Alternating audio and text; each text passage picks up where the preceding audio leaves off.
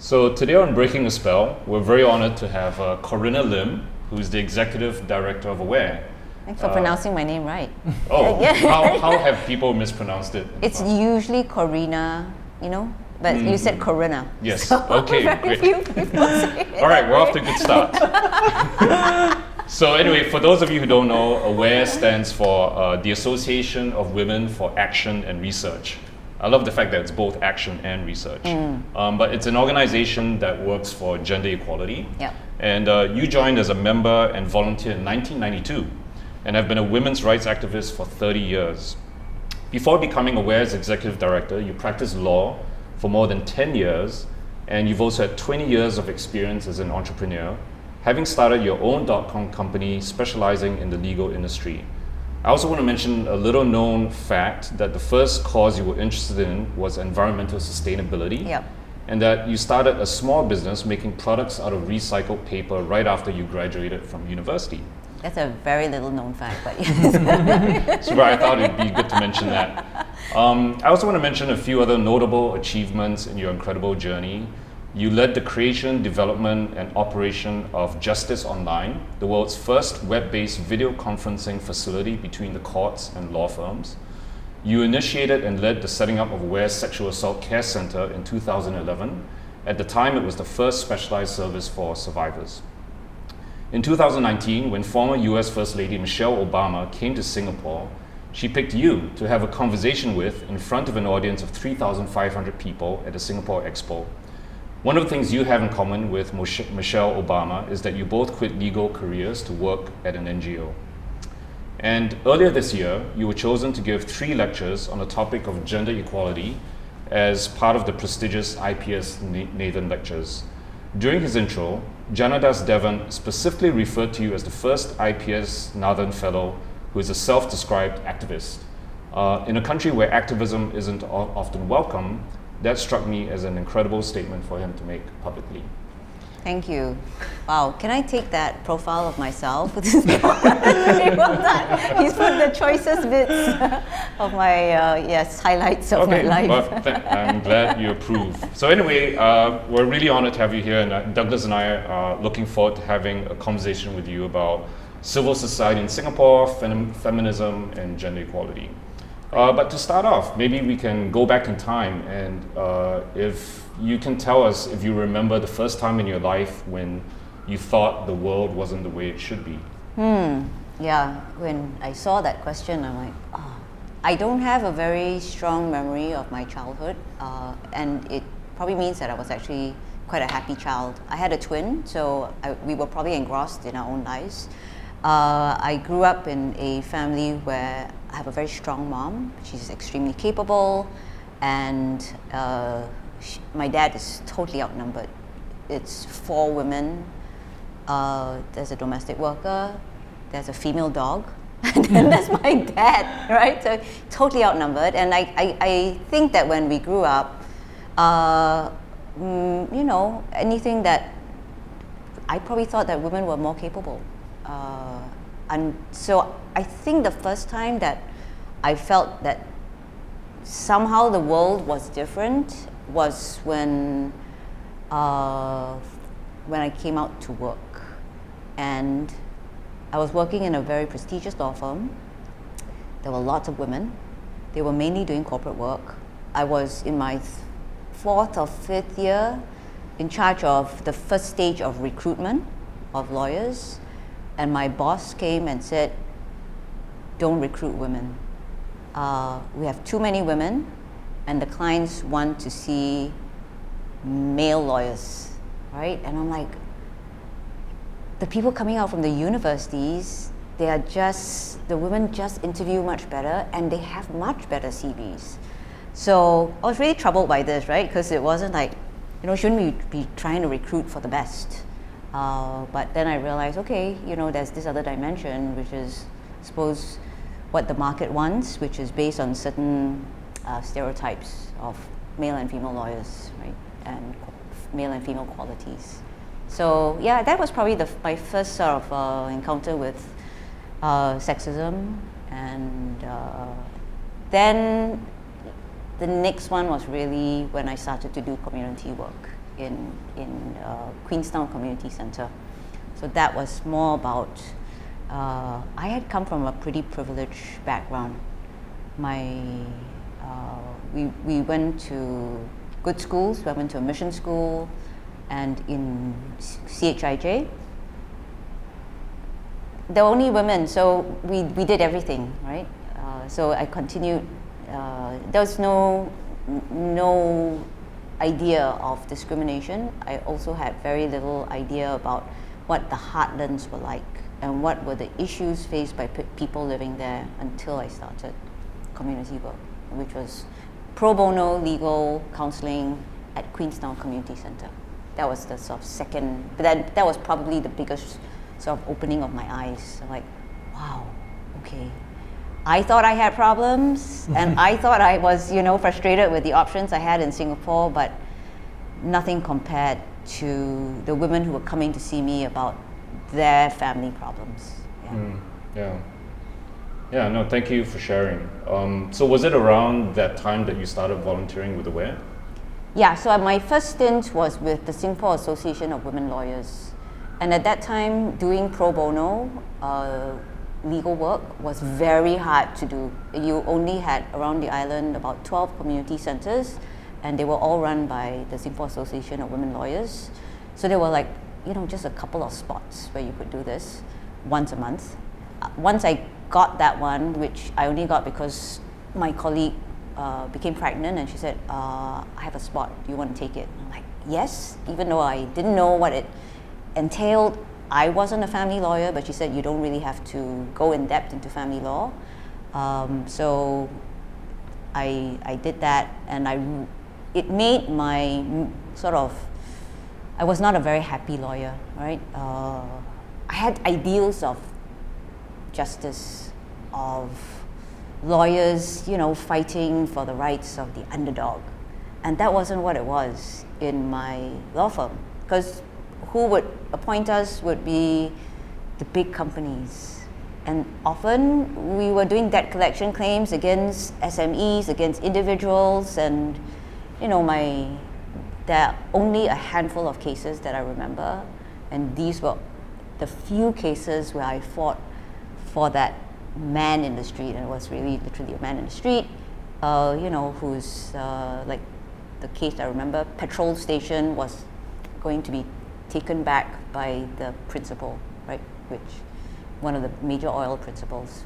So yeah, I tried really hard. I worked overtime to try to get to have this man retain his rights in a petrol station, which he spent 20 years building up, and the oil company was just going to take it back, right? So yeah. What's the outcome? We settled. Right. He lost it. Okay. But we tried to get the best possible deal. But it was sad, right? You could just see this was his life. It was not just about taking away his livelihood. It was his life. It was his identity. It was all of that, right? So yeah, I didn't feel so great about being a lawyer in that sense, because mostly I was acting on the other side. But I also didn't like court work. I had a big phobia about public speaking, right? Which people will be surprised at, it was a huge phobia. So it was very scary for me to go to court. So I actually also couldn't do that kind of work that I liked. So I wasn't sure why I was a lawyer until I did this, to me, fairly easy to do legal counselling. We were explaining to lay persons their rights. We couldn't go deep into the law. The main thing was, could you make the law and their options comprehensible to them, and apply it to their lives, and have them leave the room feeling somewhat more empowered and less depressed about their situation. So I loved doing that. That's why I sought out a second organization that I could do it with, which was AWARE. So I was now doing twice a month, once in each location, 3 hours each time. Right? We would go at 7, finish at 10, see about 8 to 10 women, and it was a long day, but those were the best days. Yeah, it made me feel alive, right? Oh, you said that was 4 days of the week? A month. Oh, 4 days a month.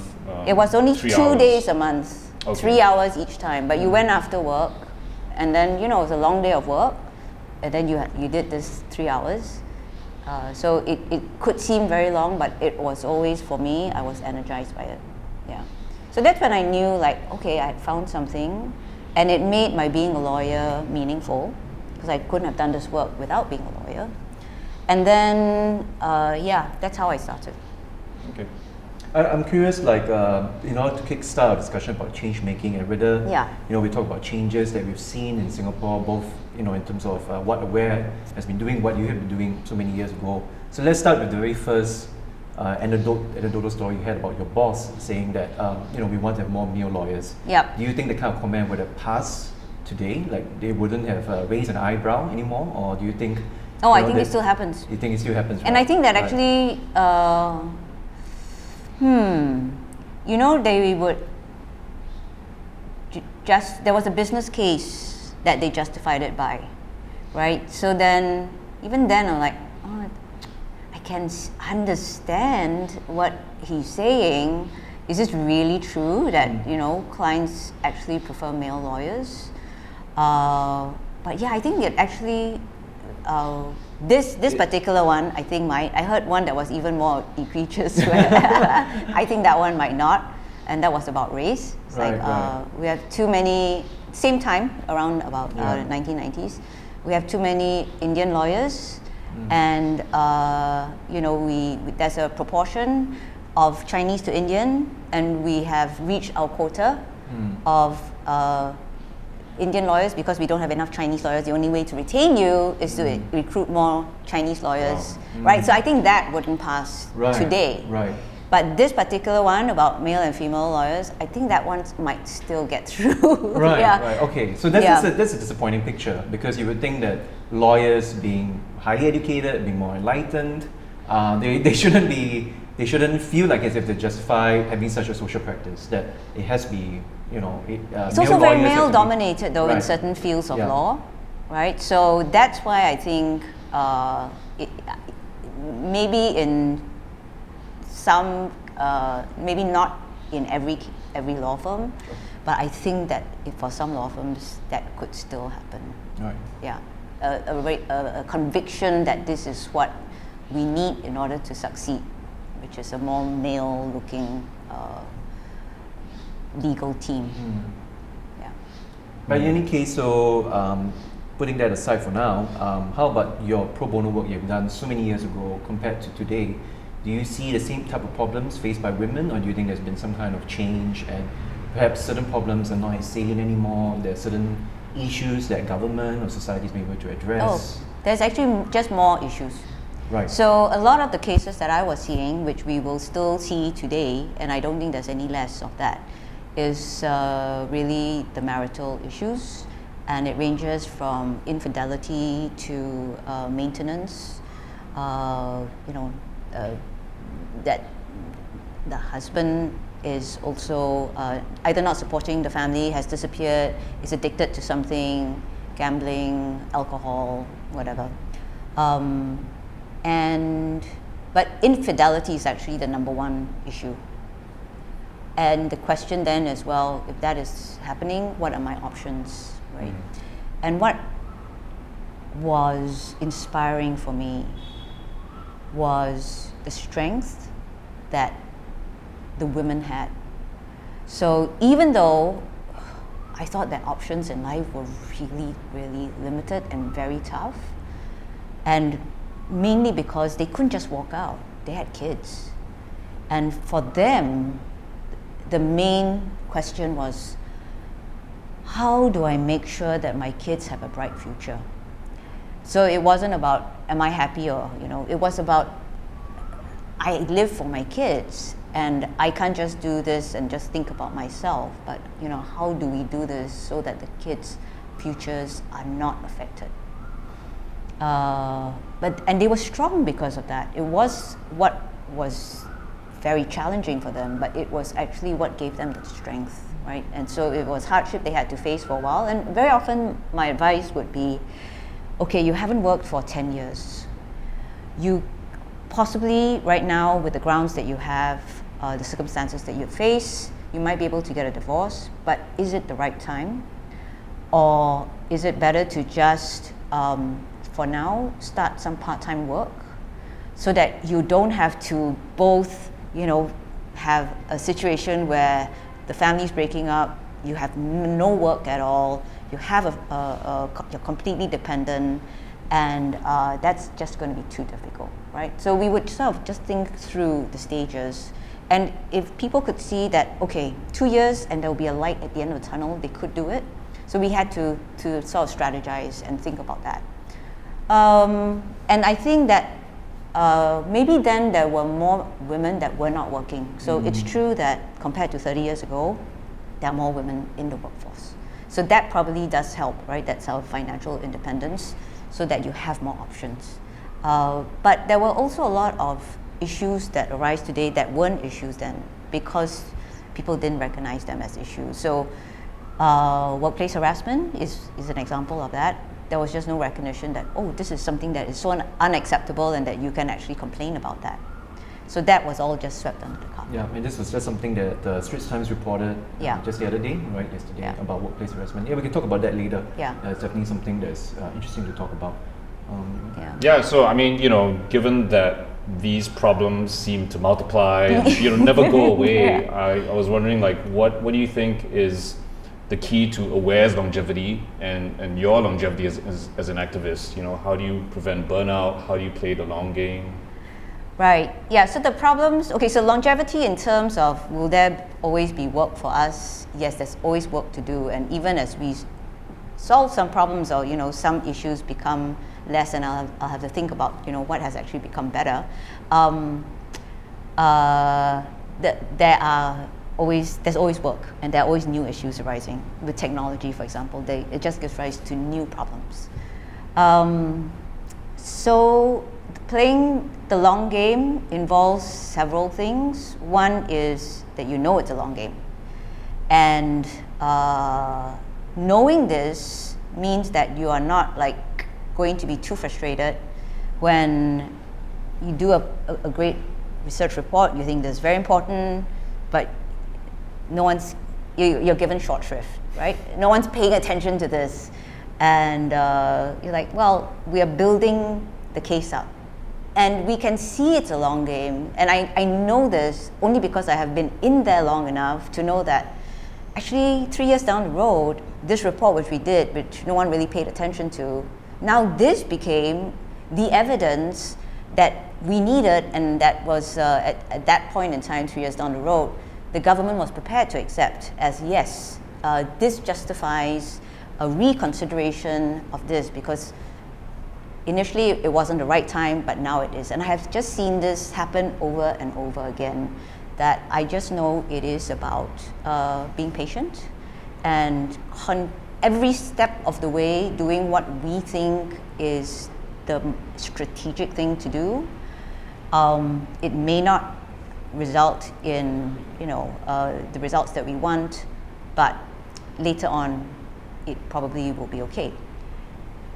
That also means that you should have several pots boiling at any one time. And that's why I think it's useful for us to have grown to a stage where we can have several pots, because at different times there will be different low-hanging fruit. And you just need to you do a planning, we plan every year, what are we going to tackle next year in terms of our advocacy. Now, in terms of services, I think in Singapore, you can't do advocacy without doing services. I've looked around, I'm like, where is there an advocacy group that is significant enough which doesn't have services? All the other advocacy, civil society organizations, they have some amount of services. And this part is important in Singapore. I don't know whether this is the case in other countries, but in Singapore, in order to have the longevity, you need services. One, because the public can then get behind you. They like to see that you are making a difference to someone's life. And where I started, and you mentioned the name, Association of Women for Action and Research. We didn't have services. In the first 7 years, we did not have services. And people said, oh, you're sitting on your ivory tower and, and just sort of preaching. And it would appear that way until we started the helpline and we said, oh no, all the things that we knew was happening, we now have the data, we now have the stories. And so we could paint a picture, whether it was of stories, people's lives, numbers. So it's actually quite important to have that. And in a country where if you don't have your own numbers in an area that is not seen as high priority, then how are you going to make a case? So you actually need to create that evidence yourself. It's also very rewarding to do services, right? So I probably wouldn't have gone to join Aware if I didn't first get pulled in by the people who came to look for help and the feeling that we could do something about it.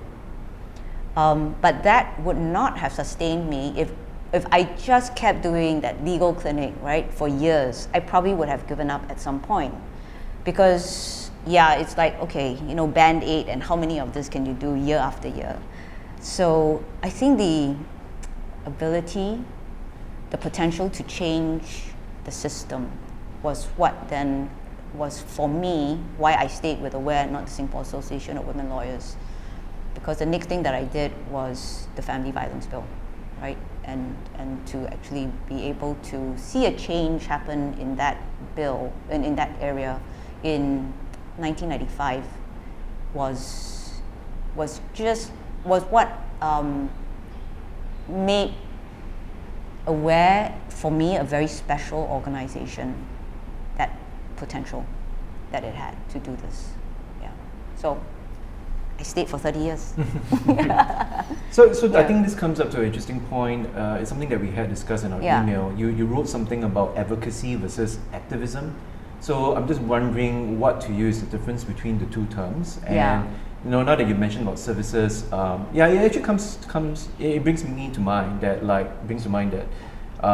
maybe one of the reasons why certain activists are not taken seriously is because they don't render services. But at the same time, it's hard for activists to render services because suppose if they want to talk about, say, sexual harassment in the workplace, but you need a certain kind of credential, expertise to be able to render assistance, right? So I'm just wondering, again, back to the original question, is there a difference between the two? And is there something that's unique about what Aware does, perhaps as an advocacy group, compared to other kind of organizations out there? Okay, so first in terms of the distinction, I use it interchangeably. So I've called myself an activist. I say I do advocacy. So I've not actually made a distinction. I know some people think of activism as more radical, that means more civil disobedience. You will hold placards and Aware can't. Because of its position as a registered charity and Institute of Public Character. So these are not things that we ourselves would engage in, but certainly I see that, for change making, you need a whole range of activities, right? Just that we are not that organization that will be able to do that. When we speak about advocacy, you can speak about it at different levels. So even when I am giving advice to a woman who's come to see me about her sexual harassment case, we could be doing I am empowering her to actually do her own advocacy. So it can be done on an individual basis, right? So it doesn't always have to be that we are just working at a state level. It could be, we call it like case advocacy. So either we are trying to advocate for her to have more rights where we will speak up for her, or we are empowering her to actually do her own advocacy. And it can be done at an organizational level, because so long as you're working at some sort of a system, but even individuals are a system.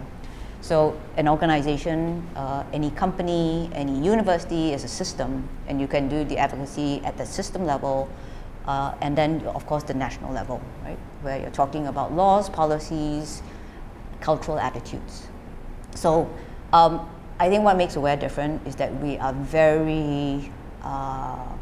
we're very good at working at all three levels, and we think that it is necessary to work at all three levels in for any one particular issue, because we see all these possibilities. So sometimes we're doing a book called Growing Up Indian. It's like, is that advocacy? Yeah, because for race, you can only tell stories. It's so sensitive that to advocate on this is going to be difficult and might be, it's going to be tricky and it might be polarizing. So it's better to just share people's stories, and so that we hear and see each other and understand people's experiences, and that they might be different from my own, and we then can feel and empathize.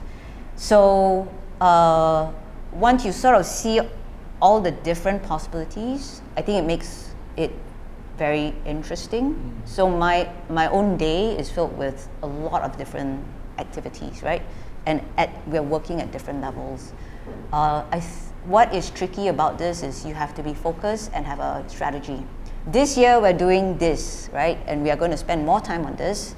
And so you sort of need to plan it out, because otherwise you could be pulled in many directions. Yeah.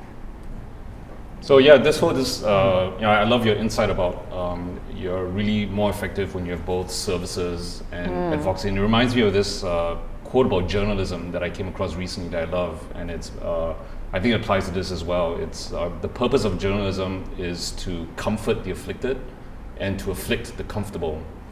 So the services part, it's comforting those who are afflicted, right? Yeah. I mean, those who survive sexual assault and single parents and people who have challenges. But then, the other aspect is you have to afflict the comfortable. You have to ask questions, and it makes me think of I listened to the Aware Saga podcast, and there was this senior editor of Straits Times, Alan John. And he said, Aware is an irritating organization, but he said it in a commendable way. I mean, he said it was a good thing. That's your role to be irritating, right? And so I'm curious if you could, speak to that aspect, like looking ahead in the next year or two. What are the topics that you're hoping to be, irritating about? Yeah. So it's like this is the part where also you have to. We're always balancing, right? So if we take, and I was talking to you about applying a trauma-informed lens to everything, and including your advocacy. And so how do you do trauma-informed advocacy, right? Who's the target audience? And there are certain principles of safety and trustworthiness. And you can say, okay, if we are going to be speaking to this audience, we must make sure that we don't make them feel unsafe, right? And that we are trustworthy. How do we do that? That we always have a very principled approach, so that we are consistent, right? Any situation you throw at us, we should be able to give a decent answer, solution, view based on our principles, right? Which would include safety, trustworthiness, collaboration, inclusivity, fairness, all of these things. I don't like to think of us as being like so. I don't want people to be scared. I don't want people to be afraid of us. Right? That we are irritating, I can live with that. Yeah. So I think this is okay. Right? Yeah. They don't want to talk about it. Yes, and we are very persistent. But yes, I think that is what does pay off. So what are we going to be irritating about? Is it next year? So next year we have two main issues that we want to focus on. Firstly, there's the whole gender equality white paper, which we can talk about.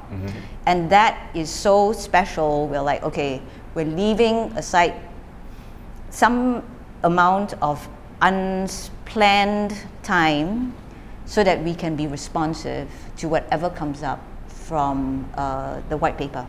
And I think that's one of the things about Aware success, which is we're kind of entrepreneurial, so we can pivot quite quickly. and we will respond, whether it's news of the day or opportunities that have been opened up by things like the white paper, right?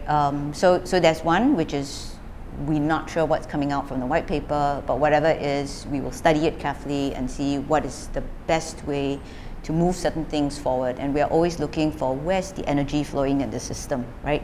And our life will be easier if we flow with that. So that's one. But the three projects that we want to work on is one, I told the intersectionality project, which is Growing Up Indian, a book about stories of women growing up, Indian women growing up in Singapore.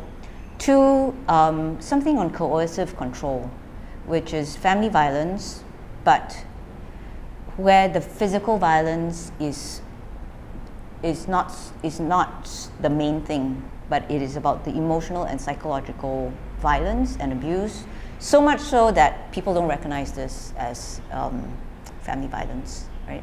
So we want to tell the stories of that, so we're looking to make videos of stories, and whichever medium we use to actually have women and men, because actually this is one area where men might have, there's probably more instances of men being victims of coercive control where there's little physical violence, right?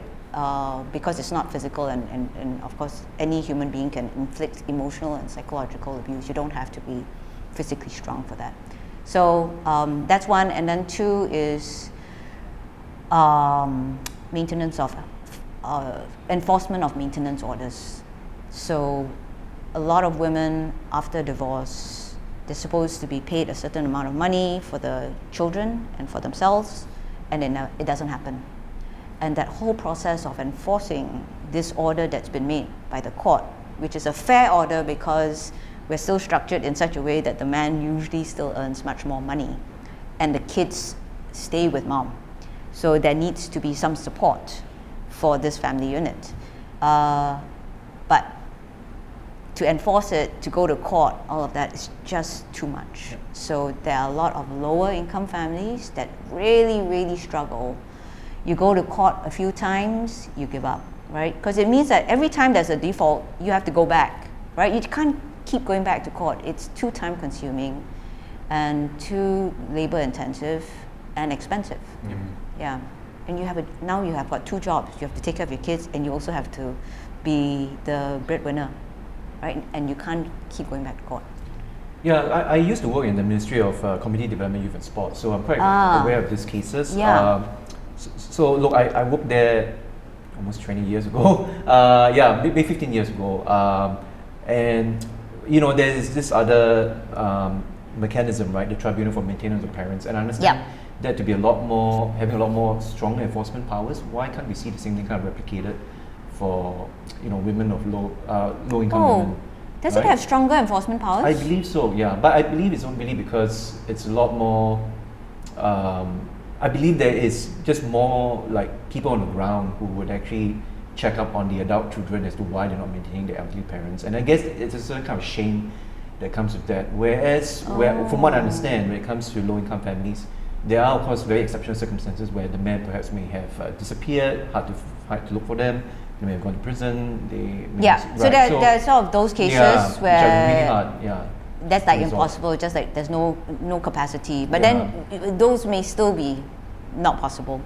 You want to have when you're trying to catch those where the man is actually earning money, not someone that's deadbeat, and but just maybe for some reason not contributing.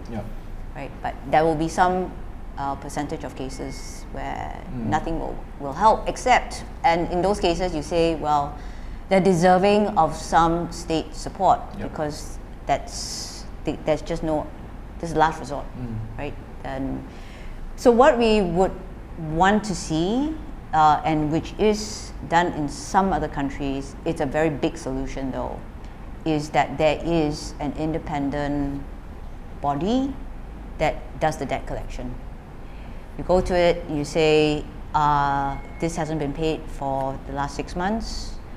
And I think it's in Vancouver, in British Columbia, it's actually a self-sustaining, not a government body, but because they earn their fees by taking a percentage. It's better to have 80% than 0%, right? So they take 20% if they're successful, and they do the debt collection. They may have some access to government data, CPF, whatever, right? So it's a trusted, independent body. But the main thing is that it's maybe possible to do this without taxpayers' money, right? So I think this is worth exploring. Yeah, I think it's going to be a very concurrent theme or solution, the idea about having more independent bodies in a lot of the social problems that we face, that having an independent body to study or to suggest policy solutions. I think it comes out of all sorts of areas, whether it's this one or social welfare and in other areas. I do want to go back to something that Unsu brought up, which is about the Aware Saga, which is what the podcast is based on, right? And just in case viewers don't know about that, this is something that happened in 2009. So the best way to kind of summarize it is to describe it as an orchestration of a takeover of Aware, right, by a group of people who are clearly having strong anti-LGBTQ and right-wing Christian leanings. I guess that's one way I would describe it. So, I mean, what I would like you to do is maybe you can just briefly describe, in a sense, what happened and what the lessons you've taken away from that. And how I want to extend this dialogue is that, how what are your thoughts about how we should address conservative social forces in Singapore? And, do you have like fears of such continued attacks or pushbacks from conservative social forces? Yeah, that was a really exceptional incident, right? Which, of course, I was right in the heart of it. So, in the 11 or 12 episode podcast, right? My friends gave great reviews, by the way. So please, anyone who hasn't watched it, please watch it. Please listen to it. So this is all in hindsight, right? We can say these are the things that we learned, but of course, going through it was itself a very stressful, but also empowering sort of experience, but full of uncertainty, right? This is like you are, it almost reads like fiction. So what happened was in March of 2009, a group of religiously motivated women decided that they did not like Aware's sex education program, which we were doing, and at that time there was no proper sex ed, no formal sex ed. I would say today there's still no proper sex ed, but there is official sex ed.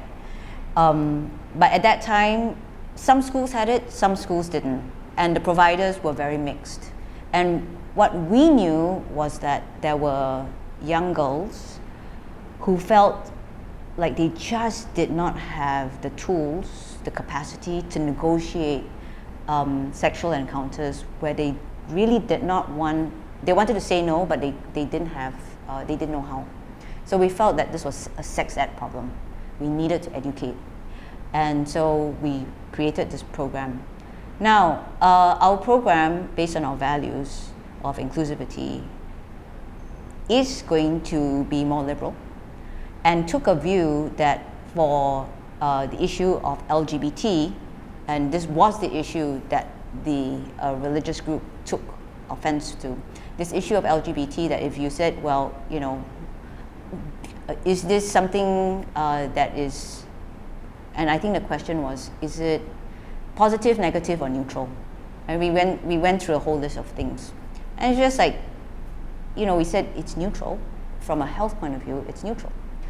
But you should speak to your parents or your church or whoever is your elder that teaches you these values about what their stand is. But from a health point of view, it was neutral. Anyway, it was something like this that triggered the group to take over. Not just, they could of course have said, oh, we hear this is, your curriculum, can we talk to you about it? We feel uncomfortable about it. But no, they just sort of stealthily came in March 2009. The usual annual general meeting is 30 people, and we had about 100 over people this year, right? And we're like, wow, we must be doing something right. We have all these new members. I wasn't there, but this was the sense. And there was a whole there's a lot of excitement, right? When we like, wow, so many people are attending our very boring AGM. But it turned out that, there was something amiss. And this group of 6 people or so had brought in all their friends to vote for them. And our constitution was intentionally lax, right? It's not that we didn't know. Yes, we made it very lax because in those days, no one wanted to stand on the board. And so you did want a situation where if there were people at the AGM, you say, hey, you look like you asked a good question, you want to be on this board, right? And sometimes people would sign up just like that, they were on the board immediately. And so that's why the constitution was intentionally lax. But it was taken advantage of in this case. So as people came in, they just signed up at the door and they voted their friends in. And suddenly we lost control of the board. That group, who had no history with AWARE, except for one person, was now in control. So Straits Times became the detective, investigated and found that they all belonged to one church. And very quickly, we joined the dots because several of them, the people who took over, had written anti-gay letters, homophobic letters. And so then it was like, oh, do you think this is the reason? So we actually pieced it together, that it was the sex ed. And they basically took over and went through our whole cupboards looking for evidence of LGBT material, which they found nothing, right? Because they're like, this was not an issue that we fought on. In fact, the gay groups were saying, you don't do anything for lesbian women, you should be speaking up more. But we're like, oh, but we have so many other things. And at that time, it was a volunteer group. It's not the group that it is today, right? So a lot less resources. Anyway, the old members who were at that meeting, they called the other sleeping members like myself. I said, where were you? Something happened.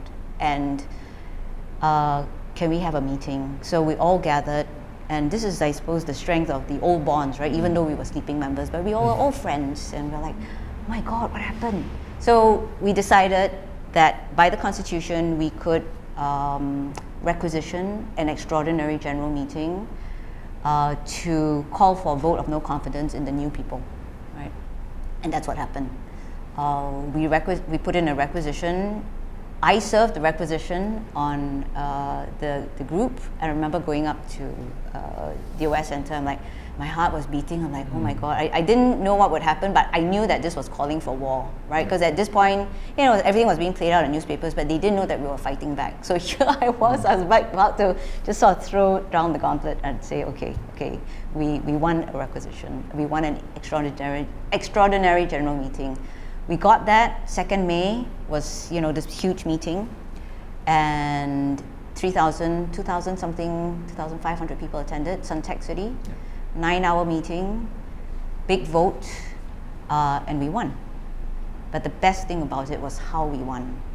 And so, there were the old AWARE members, and we're like, okay, you say this, and you say this, and we were practicing and rehearsing in case we had time to go to the mic. Probably a handful of 40 people or so. And then when we went to the room, it was like, this is a very big room. And then, wow, when it filled out, it was 2,500 people.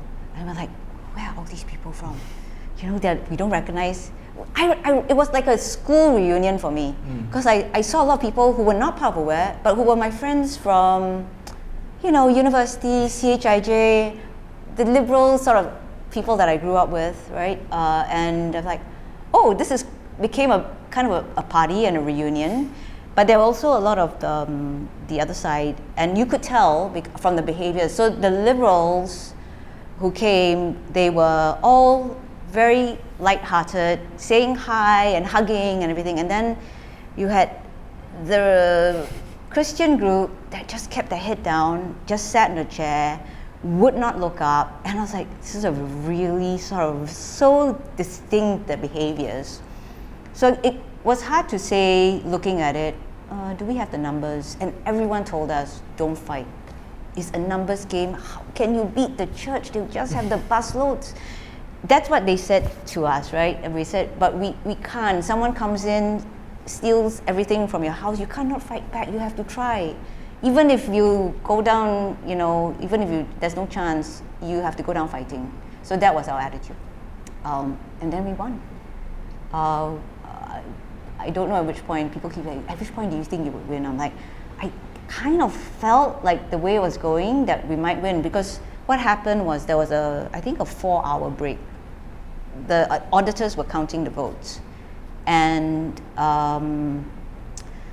this line of people formed, and people just kept going up to the mic. And they were all, 95% were from the liberal side, saying, a Christian group cannot take over a secular group.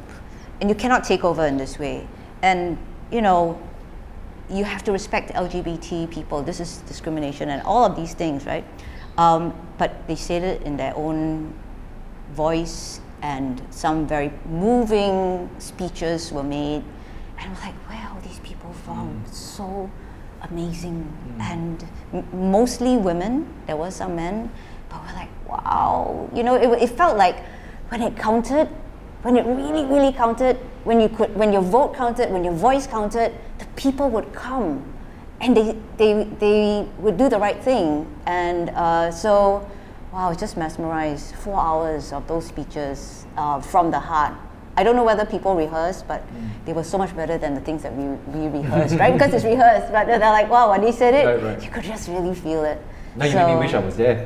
Yeah, it was amazing, so amazing, right? And I felt so proud to be Singaporean. I just want to share something personal, because I still see these forces as very prevalent and entrenched in Singapore. So just taking 2 instances I can think of.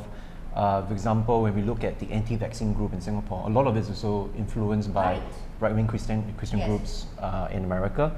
Another one that I can share is, this is a friend's, so an anecdotal story where she uses birth control pills, and she goes to a clinic to get it. For many years she's visited the same clinic, but suddenly just one day the doctor just had a big turnaround and said that he's a reborn Christian and he's no longer going to dispense birth control pills. So you can see like little seeds of this where there are this, like I said, this kind of, maybe even covert may not be the right word, because sometimes they're quite blatant, they clearly have an agenda. And I think even within the government, sometimes they do survey certain Christian groups who do import Christian preachers who come over to here, and they give very strong messages about trying to take over the country and claim it as a Christian nation. So I always feel like we need to keep our eyes out on them. And at least to me, I don't feel there's any room for negotiation. It's just something we just have to be aware of. Yeah. So I think the government has a big role. In Singapore, they try to manage this, right? And it may not be the case in other countries that the government tries to be that honest broker, as Minister Wong has said, and tries to manage these sort of conflicts. I think it's a tough job to do that, and how will it end? I'm not sure. But I think this is also a generational thing, and that time is on the side of the LGBT issue. Is it going to be 5 years or 10 years before we take away 377A, which is really the signal, right? Like, okay, it's become the symbol for where we are. So I think it is a matter of time. Yeah. Oh, I'm glad you're feeling optimistic and hopeful about that, actually. I think less than 10 years. That's great. Yeah. I don't share that, but it's good to keep the hope there for advocacy group. Many of my friends don't. But I usually see the glass as half full. I am known to be that person. Right. Let's move on to feminism. Do you have a question about feminism? Well, I had a way to introduce the topic. So, something I discussed with you before. So, I was telling him that when I studied in Ngee Mass Comm many years ago, this was probably 20 years ago. So there was a lecturer. at the time, a very famous male newscaster would appear on Channel 5 quite a lot. I don't remember his name actually, but very recognizable face. But he gave a remark at the time. He said that aware is just a bunch of tai-tais just doing things for themselves. So in case that someone doesn't know what tai-tai means in Singapore parlance, it just means like a rich housewife or something like that. Right. So anyway, so that's the picture. You know, so many years ago. I obviously believe it's super anachronistic, and obviously I think it's kind of like a label that people apply to feminists in general. So I mean, let's kickstart our conversation. What does feminism mean to you? And you know, has the concept evolved or changed locally over the years? Yeah. So firstly, the tai-tais one is not the usual way that we're characterized. Right. Because you will say, because that's the name for some other groups, and it's so really quite, of course it's dismissive. Yeah. But usually, you know, it would be more like we're seen as too militant, or, you know, we have hairy legs, or we are anti-men. You know, those would be the sort of labels more common rather than tai-tais, right? Which denotes be like people with money and more privilege. Yeah. So feminism, and interestingly, I'm a lawyer and did not understand and did not, feminism was not part of my vocabulary, and I didn't understand that. So I guess in 1992, people talked about waves of feminism. You don't hear it so much these days. Like, you know, what wave of feminism are we at? Because people don't really think about it so much. And at that time, I must say that it was quite a scary word for most people, even for the founders and the members of AWARE, who didn't they were ambivalent about it. Should we call ourselves feminists? Then be like, but what does it mean? And because at that time also, there were different categories of feminism. And people were like, oh, are you this kind of feminist or that kind of feminist? And I didn't think it was particularly helpful to try to work that out. For me, there were all these women that we were seeing, there were issues with the system. We should fight for, the better protection on family violence, which was our big issue in the early days. So I didn't see it as the most important thing, and I didn't really get into those debates. Today, I think feminism has I think it is become more fashionable, more popular, and I mean, there's some people who's like, okay, it's passé, and they're like, I'm not a feminist, I'm a humanist. You know what I mean? They're like, okay, I just hate labels. I don't like to be one thing. I just want to be a humanist. But I would say that generally, I think that it has, especially with maybe younger people, it is more popular as a term, as an identifier. For me, it is. I just have a 3-step, very simple test. Do you believe in gender equality? Okay. Most people will say yes. Okay, that some people will say no. But then you're like, you don't believe in gender equality, you ask why, right? But I would say 80% of people will say, yes, I believe in gender equality. Do you believe the work that we don't have it yet? And that's where you will find that more people will say, we have gender equality. We have the Women's Charter. Women are out there working, Then you're like, they're doing more care work because that's just the way it should be. Women are just, the ones who gave birth, and so they are closer to the kids. So then they will not see that it is an issue. And the third test is, if you believe that we don't have it yet, do you want to fight for it? Is this important for you, right? Do you want to commit to this as a cause? Like you will speak up when you see that something sexist is said, for example. So this is like a 3-part test. If you sort of say yes to all these things, I believe in gender equality, no, the work is not finished, and I want to do something about it, you're a feminist, right? So I just use this very simple test. Now, the values that it stands for me, are wonderful.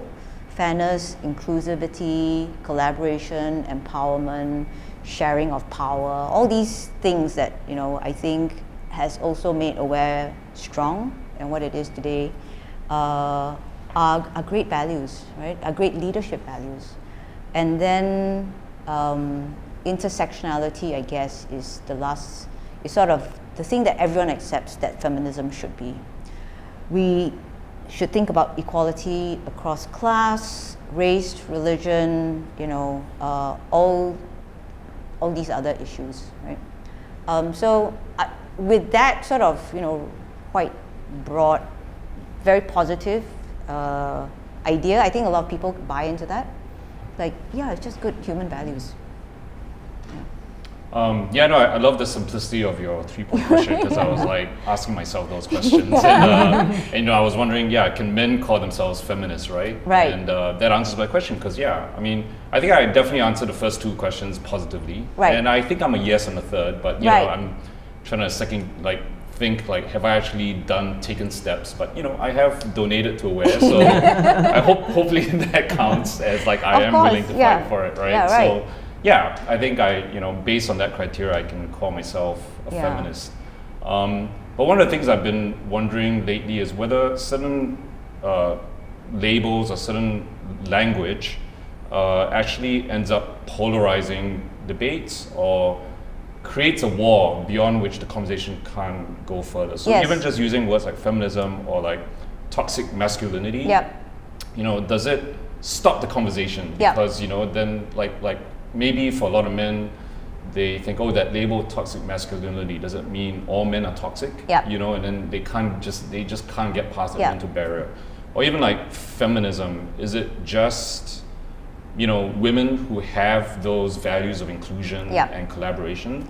Can there be women, you know, who don't have those values, right? So I was wondering if you could talk about like just the language and how. I think it's a really important point. And if we are to be really living up to our values of being inclusive and creating safe spaces, we should be alert to those things that trigger, right, you know, strong reactions, because it probably means someone does feel unsafe, right? And they're feeling excluded. So I take these responses quite seriously. They're like, oh, you know, they're just like people that you shouldn't really worry too much about. No, but I think it is important to actually think about, yes, are there ways that we can communicate, because that's what it is. You want to reach out and you want to be able to connect. So I was just trying to find a different way of saying, because I said, look, the third lecture of my S.R. Nathan series of lectures, I used the word toxic masculinity norms. And people it's a long, you know, phrase. They're like, what the hell do you mean? Then they just stop at toxic masculinity, which I think is very different. And it's not that men are toxic, but the norms, some of the values are toxic. They're like, once you say toxic masculinity, it's like game over, no one is listening to you, right? So how do you try to get this idea across? So I'm going to test this new words on you and see whether or not this works. Because a guy suggested this and he says, I can buy into this. Toxic machismo. What? Machismo. So macho, right? Because this guy said, we actually as guys, we don't like machismo. We don't like macho people, right? But I wonder whether you don't like it so much that you actually distance yourself and say, I am not that person. And you know, whether it has that effect, and then it would fail, because actually we want people to reflect on what are the values that you know, men and women have both healthy and less healthy values, right? And we shouldn't just like, okay, that's not me. Yeah, I mean, I can see how that would work better than toxic masculinity. Okay. Because I think, for sure, machismo, actually, is it pronounced machismo or machismo? Yeah, I'm not sure. Machismo is something that, I think is like a negative aspect of masculinity. Because like masculinity itself, there can be positive expressions, right? So I mean, this year I've been studying more like Jungian Yes. psychology, and Yes. there's this idea of archetypes. And, Yeah. there are like the archetypes of the warrior and the king that, in its healthy expression, are something, that it's positive. Yeah. So yeah, I can definitely go with machismo for now. There could be something better, but I think that is definitely in the right direction. Is it better than positive and negative masculinity? Yeah, I think even just using a different word for masculinity is great, right? So if I just said, so I dropped the word toxic. I use positive and negative, but I still use the word masculinity. You prefer the toxic machismo to negative masculinity? Personally, No. yes. Okay. Yeah. All right. Let me ask you first, Yeah. Unsu, since now we've brought up the conversation about masculinity, have you had any moments in your time where you've had questions about masculinity in relation to the way you behave and act and how you're judged in the world? Yeah. I mean, have you had any crisis of questioning your masculinity? I mean, this is something I have to ask myself first before talking about this question. I don't think I have, but at the same time, like, I find it difficult to actually define what masculinity is, right? Because I mean, if I think about it, it's so culturally dependent. Like, I could say, masculinity is not about guys being touchy-feely with each other. But then in, Indian cultures or Sri Lankan cultures, I mean, guys hold hands all the time. They're quite, so you could say, I mean, so I think if you look at different cultures, I don't think there's one definition of what masculinity is. Right. Whereas I feel machismo it conjures a very specific image for me. Okay, interesting. Yeah. Well, I actually had to reflect on this question quite a bit before coming on to this session, and I mean, quite honestly, I even felt a little bit like I'm not qualified to talk about it because I don't feel like even I personally had a certain crisis. But when I was listening to your lecture, you brought up points about how you interviewed a certain, select group of men that you interviewed. There are certain things that came out for me, like I was also bullied when I was young. I certainly actually felt that in order to assert, I wouldn't say masculinity, but certainly assert myself as a human being, to be more confident, I had to embrace certain aspects of masculinity. So, I wouldn't say not being more dominant, but definitely being assertive, being confident about who I am. I practice martial arts, so that really puts me in that camp of not having to doubt my masculinity in some sense, and of course I'm cisgendered. So there are all these things that really work in my favor, and I felt like I'm not even the right person to actually think about such a question because it hasn't been a crisis for me, and I had to think instead for other men, right, who face this kind of predicaments. And all the more, like, I feel as we're talking about male allyship, like we as men actually have to embrace that men who define traditional notions of masculinity should still be valued as members of like, even I find it strange, values members of the masculine community. It doesn't even make sense. Like, they're men, right? So I think it's more about us having an expanded definition and conception about masculinity, and that's where I like to go with this. I actually do think there's nothing wrong with calling it toxic masculinity because at least to me right now, there are certain figures out there. One person that I tend to target quite a bit is Jordan Peterson because he's a very influential intellectual. He has a lot of lectures, has given a lot of what I at least consider pretty ridiculous notions about masculinity and femininity, calling women chaos, men order. And I think we need to debunk such notions because I think that has a lot more pervasive effect right now. Right. I want to leave something quite lighthearted as an anecdote on this topic. So, did you guys watch the show Cobra Kai? It's the No, I haven't. Netflix series of Karate Kid. Okay, so it's the Karate Kid, like the old movie. So in Cobra Kai, right, just to set it up a little bit, you have the two original actors. So the good kid was Danny, and the bad one was Johnny, the American guy. And now they're both like fathers.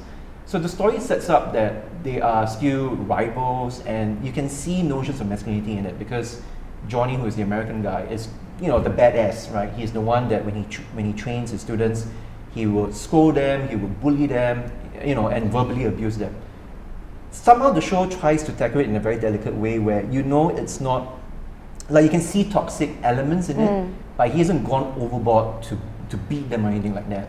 And there was a very interesting twist in the show where this teacher that we are supposed to regard as the toxic masculine figure, he actually starts to take in students who are like nerds, butchers, just people that you would not regard as masculine. And actually over the course of the show, what happens is that these kids become really toxic, and his teaching gets out of hand because the nerdy kid suddenly becomes the bully, right? And then on the other camp, even the virtuous teacher is also finding hard to mediate as to how he should teach his students to deal with cases like that. So it was a very interesting juxtaposition, and I think that's the conundrum that we face when talking about such topics, because on the one hand, you do want to empower people, right? And the way it's all about empowering women and all that. And I also feel that in your discussion about men, you want to empower men to be more sentimental, to be open to affection and all that. So there's that element of empowerment is still important here, but it's just, like you said, it's where it gets overboard, and we need to be able to watch out for that and kind of call it out. Like, okay, there's a point where this is too much. Yeah, and that's what actually happens to the toxic teacher. Like at one point he suddenly realizes that, oh, actually my teachings have been going overboard. I've taught these people to be very confident, to be assertive, but there's a point that they actually starting to harm other people because of that. So yeah, that's actually very interesting. Can I ask you how you feel about being vulnerable? And is that something that you see as it's harder for men to be vulnerable? In general, yes. I think me personally, I'm on a path to explore my own vulnerability and to actually use it as a strength. Yep. So more and more in the past year or two, I've been trying to step into a role of facilitating groups or mediating. And I find that vulnerability, being able to show vulnerability is quite important, because if you can model it, then it allows other people to be vulnerable as well. But I think as with anything, I think it's probably a lifelong skill, and it's just a ladder that there are probably very deep points which I'm not ready to be vulnerable about yet, and it's a journey to get there. Yeah, I don't know, like what to you, perhaps I want to throw the ball back into your court. What does it mean to be vulnerable? Because I need to understand that. Like, what's a good presentation of a man being vulnerable or showing? So I mean, the sort of the typical thing that boys hear is "don't cry," right? And that becomes a really strong mantra. Like, just you cannot show that you are hurt, that you are scared, you're sad. All of these things are things that you have to hide. And that's one, and you always have to win. So not only that you cannot be weak in that way, but you actually have to be really strong, and you have to win at something. Sports is the number one thing. If you're not good at sports, then maybe studies, and then if it's not studies, it's something else. But you must be good at something, right? So I guess it's these two things. Right. Well, on that episode that I was with Santosh, I shared something about me. What did I share about? Definitely being bullied, definitely having cried before, having self-harm. So I'm pretty open about my vulnerabilities. And actually, to me, I was so openly on this show talk about me being divorced. So it's an interesting question for me as well, because I never came to a point where I said to myself, well, it's good to show my vulnerabilities. I just felt it's good to be an honest human being. Right. And actually, although I'm not seeking, fans or anything of that nature, but I just think it's good to be myself. And then so if other men realize that, okay, this is a person who's going through divorce, who's been bullied, who's been, gone through all kinds of, I've cried before. I can even share that as well. Very intimate incidents of me crying, feeling not masculine, but not feeling like I didn't make up to something. Because I engage in a lot of athletic endeavors, and you don't always come out number one, and you're not always the best. So I think actually to me, I actually like going back to you. as to what you said in your talk, I do think there is actually rich potential for a men's group, very similar to Aware in terms of its goals and structure. I so want that to happen. I'm like, we need that because we as women cannot say these things to men. It's not accepted. We also, I mean, of course we could do research and, you know, find out about men's lives, but it's different, right? I don't think that men would open up. And then if we are to actually say anything about can we improve male culture, we would be really shot down. So I think this is men's work, and I certainly hope that enough men. You should start. You should start the male equivalent of Aware. One more thing for me to do on my already full plate. No, but I think this is a really rich conversation. Like another lens that I put on this too is I listened to this interview with a woman named Sophie Strand, and she's very influenced by the biological world and the mycelial networks, and the way she thinks of toxic masculinity is like the bacteria in your gut. You know, like our gut actually thrives when we have a diversity of bacteria, and the problem is when you use too much antibiotics and you kill off all the good bacteria, and then you allow one type of bacteria to like overtake. So it's almost like toxic masculinity has been allowed to overtake because we don't have enough diversity of other expressions of masculinity. But the way to approach it is not to demonize toxic masculinity and eliminate it or attack it. It's more to encourage the diversity of other expressions so that toxic masculinity doesn't have that space in which to expand. Yep. And I really like that way of looking at it. And I also think people get very, I think we need stability, and we find psychological stability in these norms and fixed points of reference. And like when you ask me like, what does being masculine mean? I think a lot of people are comfortable with the idea that maybe there is no fixed definition of masculinity. You know, maybe it's just fluid. But I think as a society, we need to support each other in becoming more comfortable with these fluid identities. I think many people wouldn't be so comfortable with fluid identities. I do think, on the other hand, just to push back a little bit on the idea about whether toxic masculinity is a bad misnomer, but I do think there's enough literature, there's enough points to be made what constitutes toxic masculinity, and I think it's a very useful reference point, at least to me. Yeah, because like I said, going back to, even though it's a very trivial example, the Cobra Kai show, but there was a point where you could see that, yes, there were aspects of masculine behaviors where it's very borderline acceptable, but there is that threshold where you could see, okay, this is getting bad.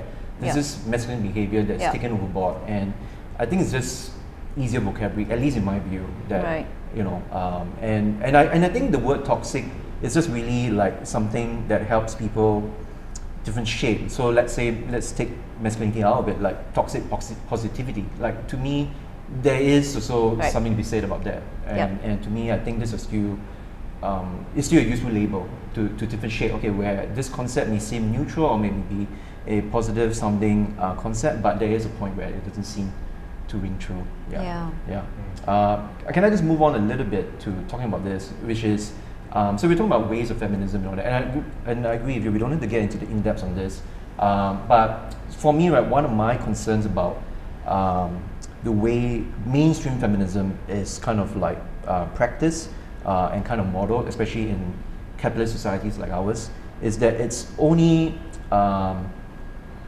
empowering a certain kind of woman out there. So sometimes known like the corporate women or the Western women. So sometimes it's labeled as white feminism or girl boss feminism. Yeah, and I understand actually these two terms are not exactly similar, but there's a lot of overlap, right? And the overlap is that generally it's a kind of feminism that focuses on cisgendered, heterosexual females in a predominantly male or masculine oriented workplace.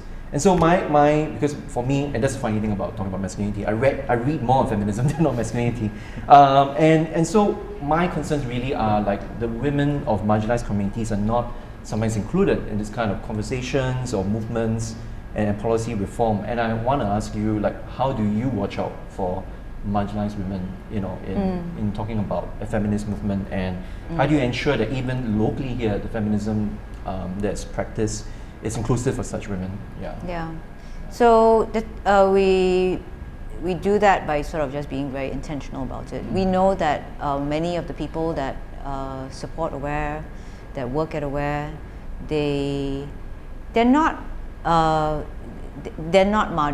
so marginalized as the bottom 20% of people in Singapore. So we then make sure that a significant part of our work is focused on the issues that lower income families face, women in particular. So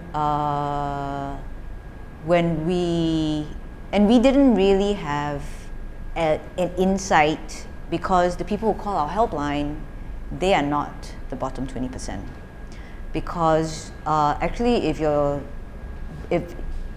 struggling with bread and butter issues, you say, my emotional needs are secondary, I need to put a meal on the table.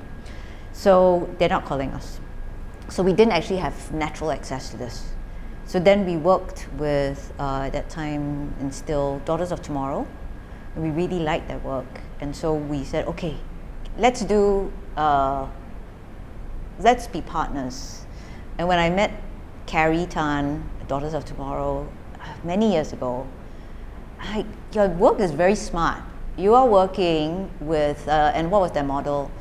There are a group of women that social workers have said they are stable, mostly divorced.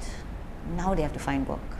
But this is not the social workers' work to find work and to make sure that they are fit for work. So who's doing that work? Well, it is not NTUC doing the sort of job matching or the empowerment, E2I, all those things. They were actually finding it really difficult to work with this group, because they would keep losing their jobs. They're not, because firstly, they don't really know what work they can do. So they're like, okay, you want to try this work? They're like, okay, try. But it's not really the work that's suitable for them. So that's where Daughters of Tomorrow came in. And we said, okay, we really like your work, but you at 1.5 persons strong, you're too small.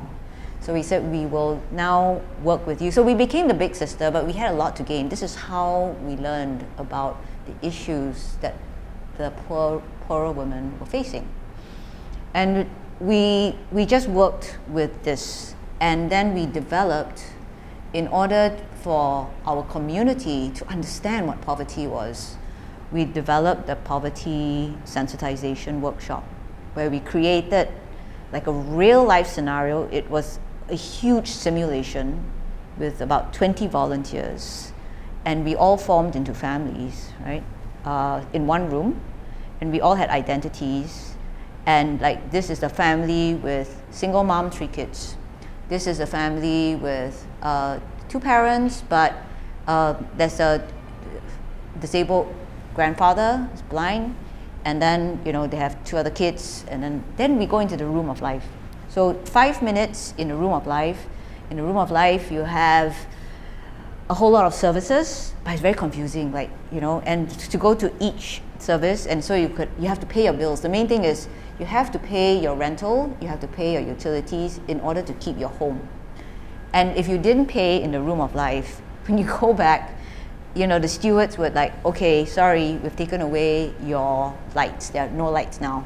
And you would be disadvantaged. And then you keep getting disadvantaged, so that when you go back to the room of life, you actually become less and less resourced. Now, this game only lasts 40 minutes, and it is so stressful. It was like so stressful to be any one of the players. And you could really tell the people who were most stressed was that single mom who had a couple of kids, right? And then the kids naturally grew up very quickly because they're like helping mom. So then they would like, okay, we sell our body. They naturally did that in this simulation, right? They were like, wow, you see? People then began to understand, when you have so little and you're fighting for all this just to cope with life, you will do a lot of things that are atypical of who you think you are, right? So we just went into it and like, okay, we must educate ourselves, and then we did the research, and we found the research topic that we felt was the most important, which was why people kept asking, why aren't you working?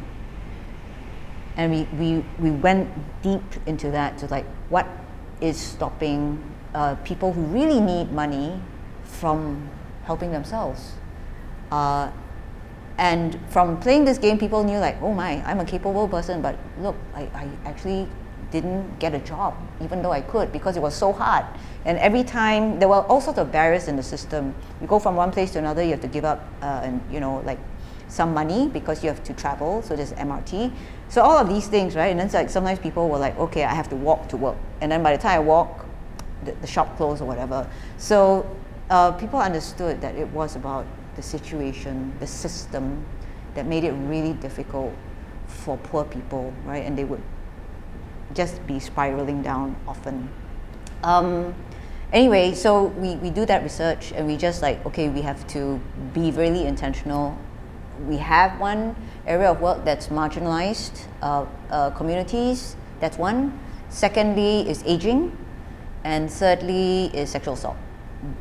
And we will make sure that there will always be some project from each of this. So yes, we just force ourselves by making this our structure, our strategy. Perhaps you want to talk about the unpaid care work, because I think that's an important area to Yeah, discuss. I'm also sort of forming this picture of like the intersectional problem. So I don't know if this has emerged in your research and look at these issues, but so if you combine the fact that majority of women are responsible for unpaid care work, a lot of times that makes them leave the workforce because the men aren't doing it, so someone has to do the care work. So then their incomes are lower. Plus the fact that women live longer. So, and CPF is linked to your income contributions, right? So if you're getting paid less, you get less CPF. So to me, I'm imagining like the elderly woman at the end of her life who has not been able to earn much income is really screwed. So that's totally it, right? So actually, it's in a way it's quite an obvious thing. I mean, you can just sort of think about it, but we really proved it with the research, and this was what was happening. And but then how do you solve this problem, right? And in terms of the elderly women being really screwed, I mean, sort of the solution, but it doesn't always work, is, but yet they have children, right? They gave unpaid care because they had children, and the children will now look after them in their old age. This may or may not be true, and it maybe used to be easier when you had 6 kids or more, and now you have 1 or 2, right? So then this didn't work out so well anymore, and it was such a great strain for the sandwich class that had both elder folks and younger kids to look after. So how do we solve this? And it is particularly, now of course unpaid care is at all levels, but at the lowest level of economic strata, it has a different impact. It really means that they cannot work, and because work doesn't pay. So at the middle level, you can get domestic help. You can buy services. But at this level,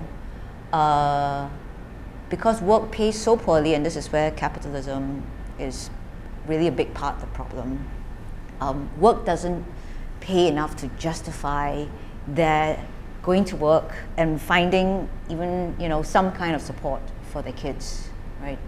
And they are often the women who are lower income. They are the first line of support, emergency support for their kids. So if the kid is sick, they suddenly become an unreliable worker, right? So it's just really difficult, right, overall, for them to have full-time work, permanent work.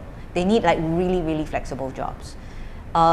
So yeah, it's sort of a really difficult problem to solve, because you also need to solve how much work pays. It's not, even if you had a lot of childcare, unless it was like free childcare, and childcare that really was the whole working day, right? Not just half a day, but yeah, and then what happens if the child is sick? So you need to take care of all of those before someone can actually really work.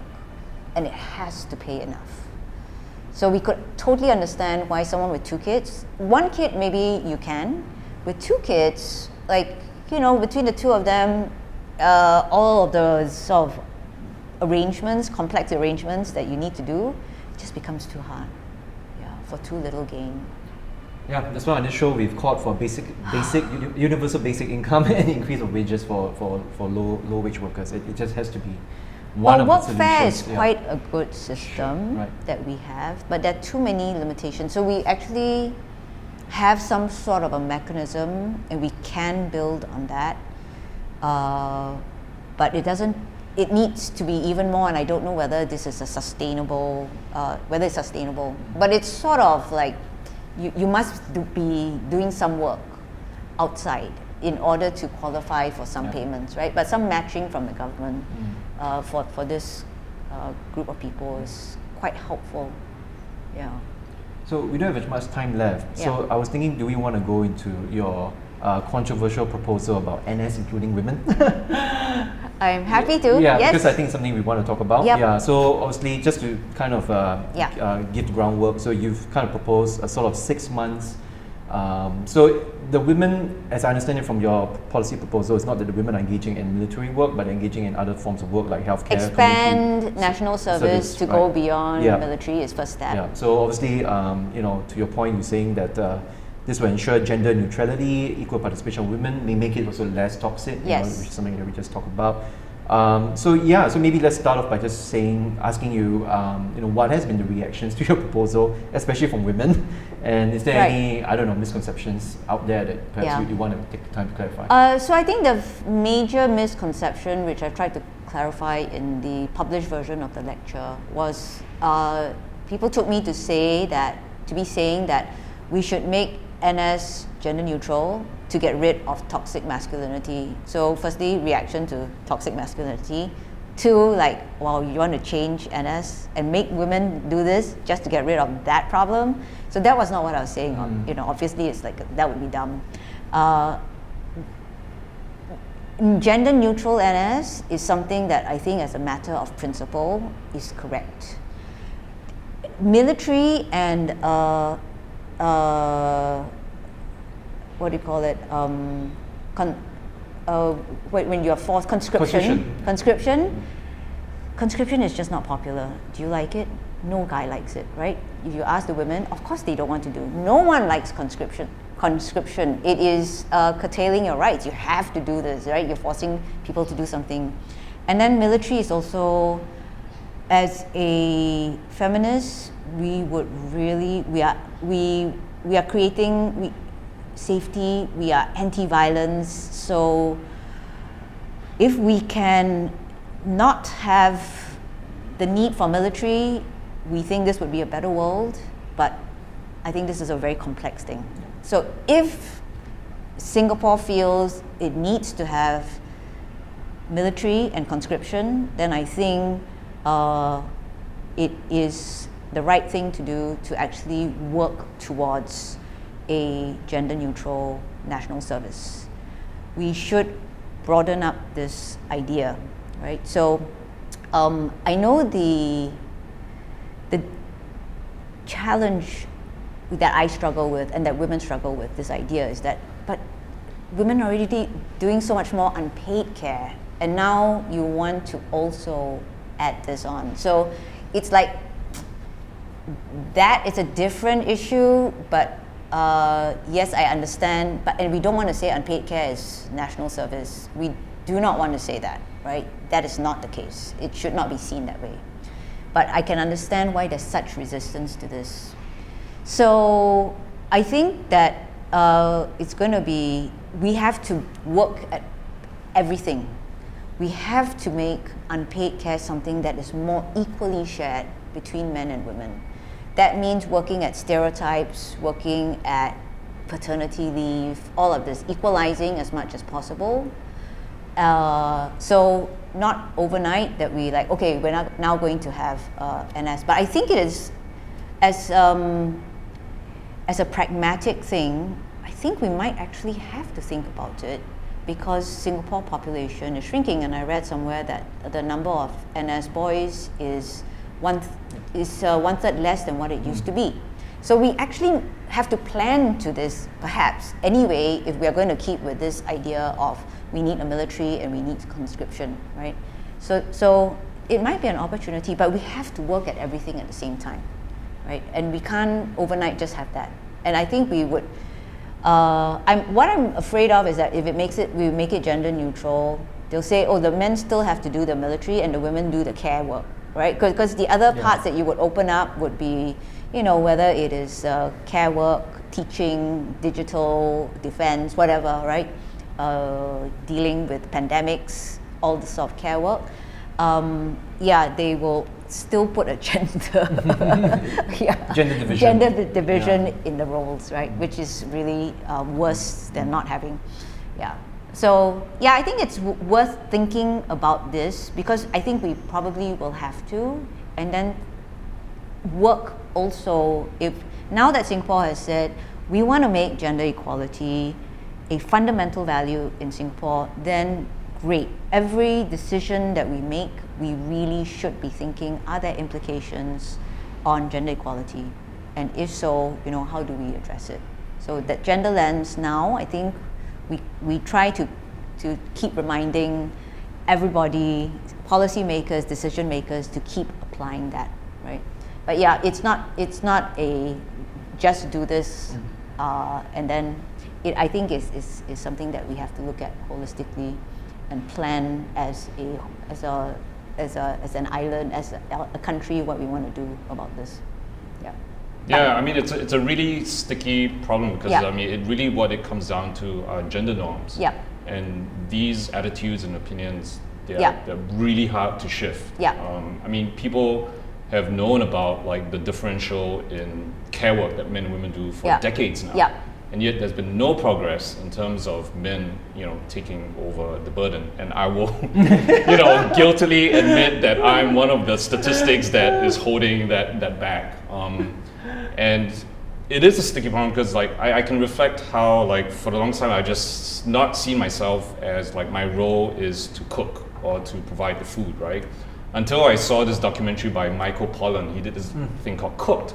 And he, was among these Australian Aboriginal people. Right. And then there was an Aboriginal man who was interviewed, and he was saying like, and the men in this tribe, they cook, and the women go out to forage for like small animals and food, right? They collect animals from traps, and the man said, "You are not a real man unless you can cook for your family."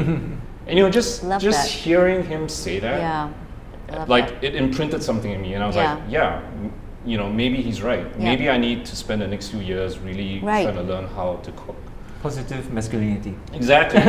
So and we're dealing with these huge norms of like, men are the ones who fight in the army, women are the ones who take care of things in home and cook, right? And we really need to. But the one reason, and after the for me, if you say like, what was like the biggest lesson that you learned from doing the lectures, it was really coming down to how come we are stuck.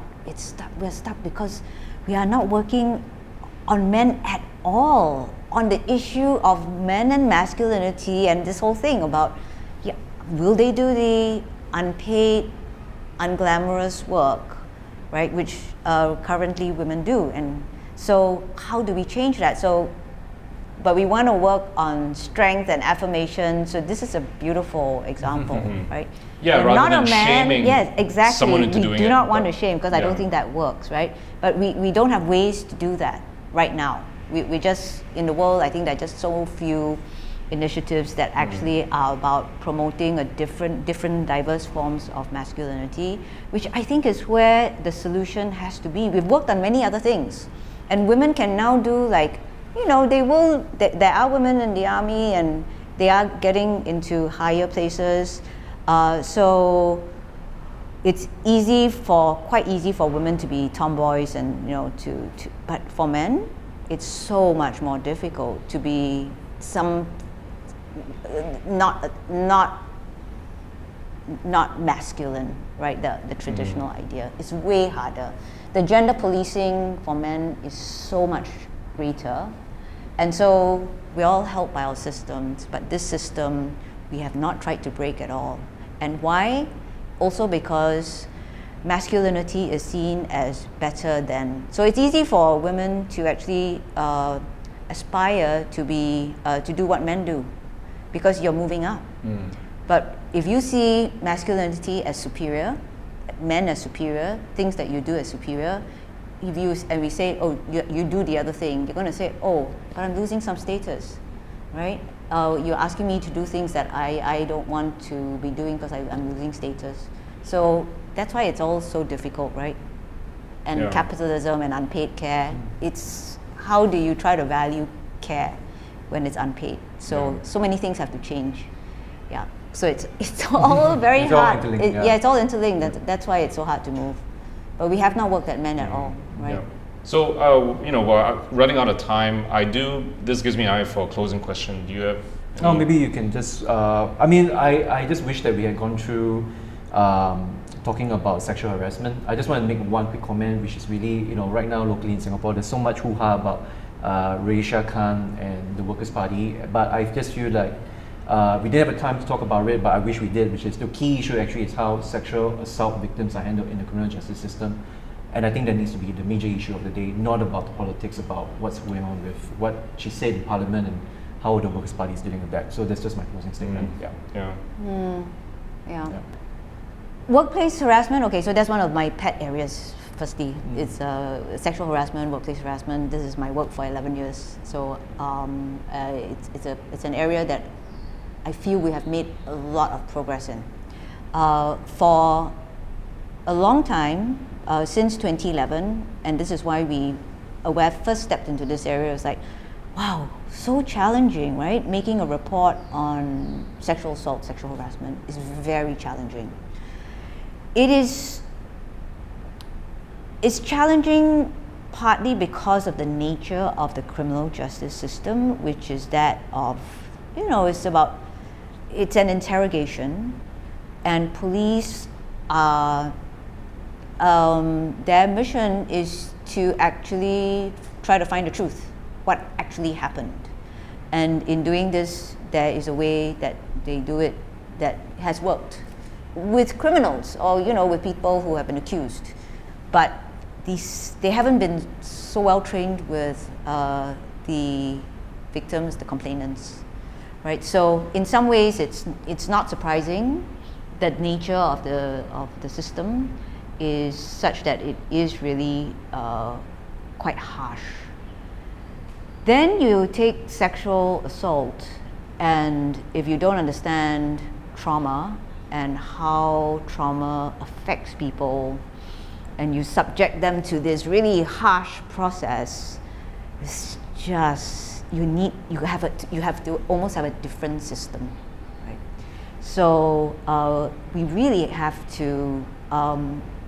My proposal for this area is it's too hard to train every single police person who does this, and you have to be trauma sensitive from beginning to end. Like from the time that the person first steps in and you say, what are you here for? And if they have to say on the spot, I've been raped, it's already really tough to say that. So you really need to think about your process from beginning to end, and not just when you're in the room and you're being investigated. So I think that for Singapore as a small country, if we are to solve this and do it well, there should be some police stations that just deal with domestic violence and sexual crimes, and where the people are really trained and the processes are really well set up to deal with this variety of crimes and the victims that have to be interviewed, right? Because it's easier to focus and to make sure that everyone doing this work is well trained. So I think that it calls for a different type of setup, which is of course very difficult to do when you're changing because you're asking for a change of system. I know for a fact that the police are very aware of this issue. They have, and it's partly I would say the success of our work in making them care about this, right? They like, oh yes, they see that this is actually very difficult for victims, but what can they do? This is what the interrogation's about. So they have tried, But if most of the work that they do is about interrogating criminals, and then suddenly you say, oh, you have to be very, very sensitive, it's going to be quite difficult, for police to have that sort of capacity and versatility to deal with all of this. Yeah, so I think that there's been really a lot of effort to try to train police and to try to set up some of the criminal justice things, not the police and investigation part so much, but if it goes to court, there's been a lot of changes there. So there has been actually a lot of effort, right? And we know it because we have been doing this work from 2011 and we have seen the efforts in this area. It is still not enough. But I tell you what holds people back most from making reports. The number one reason is not being believed. And that is also the nature of the crime, that there's often very little, there's no smoking gun. It's a he said, she said situation, and it's just very difficult. And so many people just prefer not to.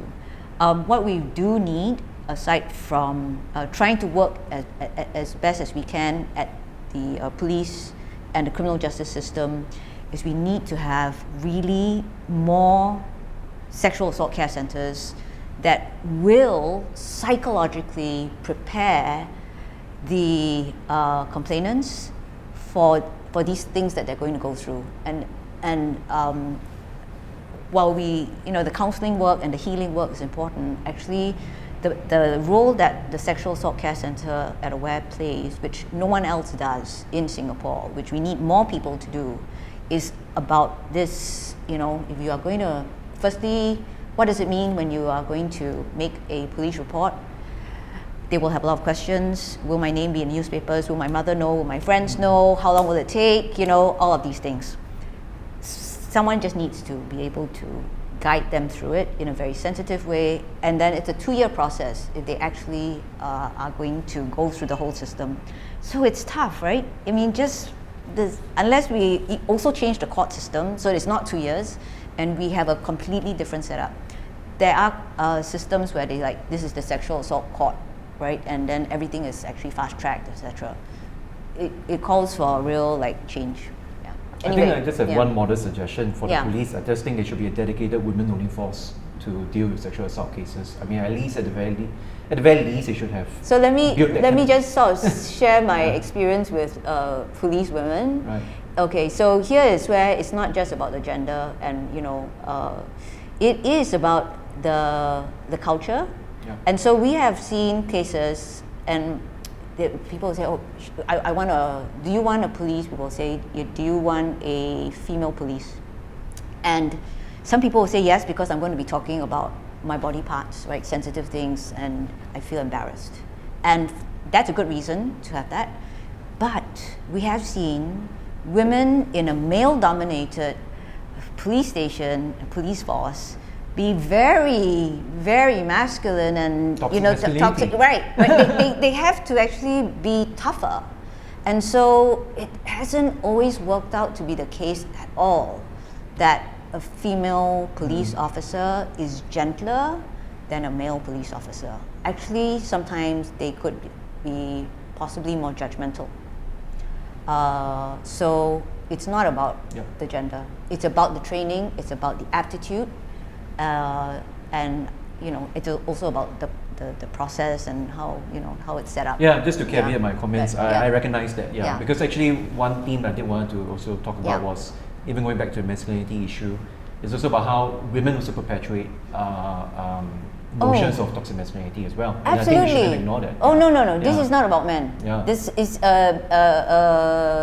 sexism and all these biases is toxic masculinity, machismo, is not just about, it's a system. Yeah. It's a system that has, and we're all players.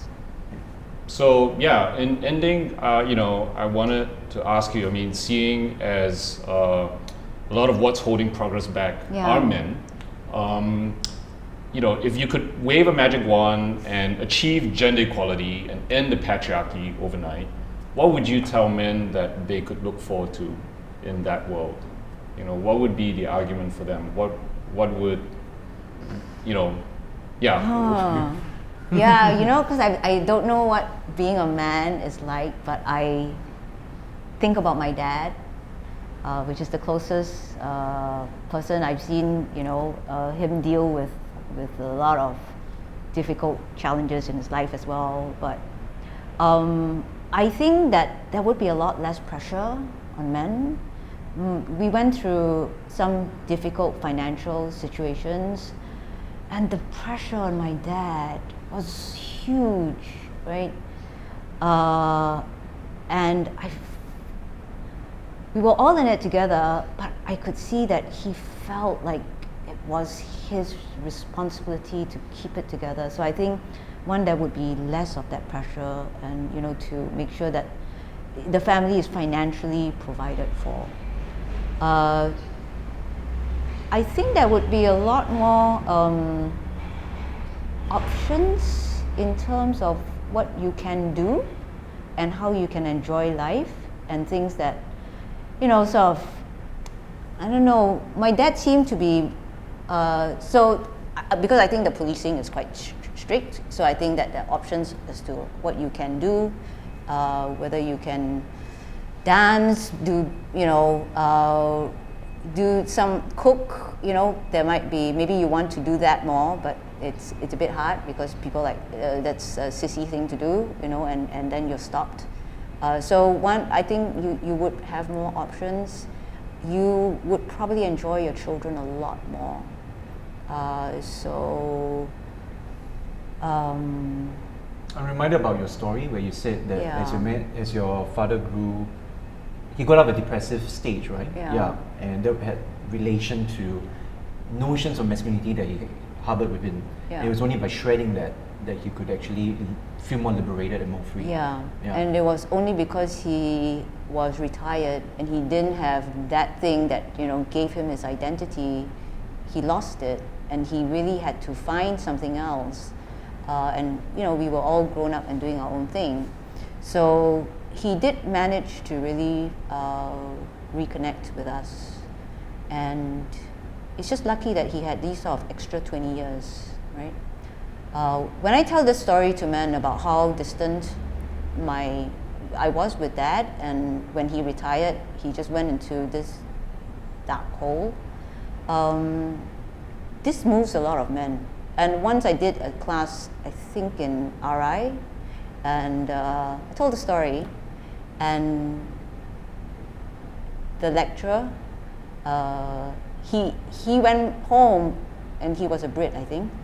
He called his daughter long distance, and he said, "Am I that kind of dad? Will you tell me if you're in trouble and all that?" And then she assured him, "No, you're not that kind of dad. I love you, Dad." Right? And so I think that that's quite a big thing. So maybe that probably is my best case, which is why. But it may not work for non-fathers, right? But I would say for dads, if you want to have that close connection with your kids,